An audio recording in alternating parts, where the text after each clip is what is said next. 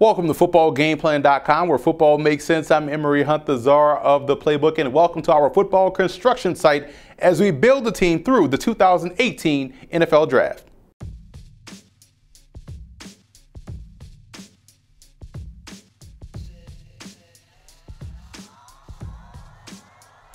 You always hear others say that this particular draft is weak, or wait until next year to take this particular position, or the draft is an inexact science. Well, we at Football Game Plan believe that all three of those statements are huge myths, and we are here to show you why, as we will infuse talent onto each NFL team to make them better.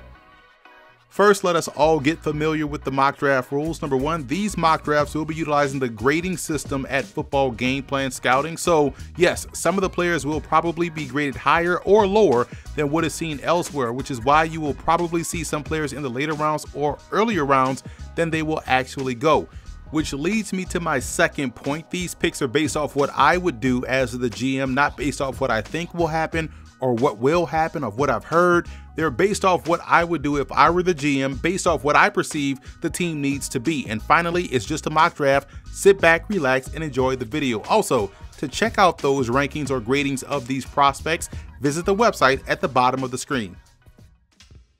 The Minnesota Vikings also have a pick in the 7th round, so excuse the graphic that you're looking at. So that brings their total to 8 selections in this year's draft to try and push them over the hump this season. It's a shame that by not re-signing Case Keenum, Sam Bradford, or Teddy Bridgewater, or a combination of the two, in favor for giving Kirk Cousins a fully guaranteed $86 million 3-year deal, and also trading for Trevor Siemian, you can easily make the argument that quarterback is now their biggest need on that football team, but that's none of my business though. I'm a Billy Price fan, and I think if you're Minnesota, especially picking this far down in the 1st round, it would make sense to secure one of their biggest needs up front for your football team. Price can play guard or center, so no matter how the depth chart shakes out, you want him within your starting 5. Nick Nelson is an underrated corner coming out of Wisconsin in this draft class. He's a patient player in his approach and has the speed and athleticism to turn and run with receivers without drawing those ticky-tacky pass interference penalties, and also he's good at finding the football and taking it away. Nyheim Hines out of North Carolina State would give them a solid replacement for Jerick McKinnon in the backfield. Hines is an outstanding runner and receiver with the upside to continue to grow in both capacities. This would almost be an ideal landing spot for him.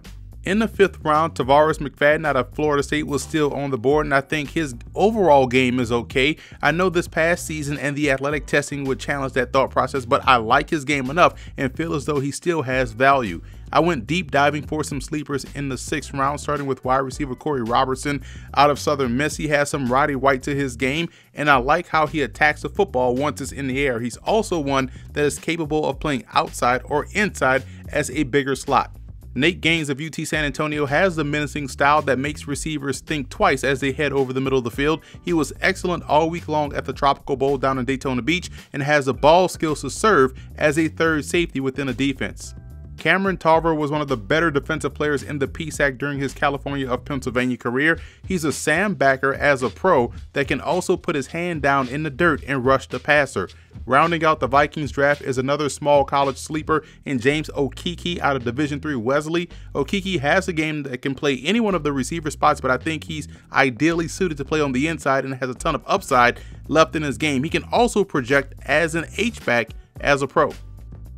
So that's a wrap for this edition of Building Through the Draft. If you want to watch our other NFL team 7-round mock draft videos, as you should, be sure to subscribe to us on the YouTube channel at youtube.com/footballgameplan, where you can also catch all of our FBGP scouting prospect ranking videos, and also subscribe to Football Game Plan podcast on iTunes and check out the Scout Team podcast.